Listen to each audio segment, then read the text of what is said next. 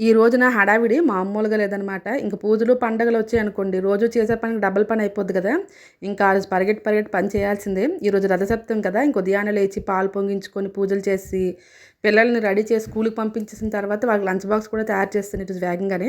ఎందుకంటే రథసప్తమి కదా! గుడికెళ్ళి వద్దాంలే అనేటట్టు.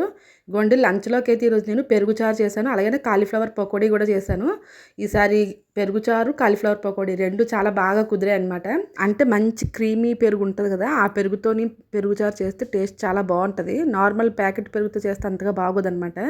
ఈ మధ్యన నాకు కూడా తెలిసింది. మీరు కూడా ఎప్పుడైనా పెరుగు చారు చేసేటప్పుడు బయట దొరికే ప్యాకెట్‌తో కాకుండాను తోడుపెట్టిన గేదె పాలతో చేసామనుకోండి, టేస్ట్ బాగా కుదురుతదనమాట. ఇంకా లంచ్ తర్వాత బ్రేక్‌లోకైతే మా పెద్ద పాపకి అంబలి పెట్టి, అంబలితో పాటు నంచుకోవడానికి కొంచెం కారంగా ఏదో ఒకటి కావాలని మిక్సర్ పెట్టాననమాట. మా చిన్న పాపకేమో గ్రేప్స్ పెట్టేసి, బాక్సులు ప్యాక్ చేసేసి, పిల్లలిద్దరికి స్కూల్లో బాక్సులు ఇచ్చేసి, అలాగే సూర్యనారాయణ స్వామి టెంపుల్‌కైతే వచ్చాము ఈరోజు ఇలాగా.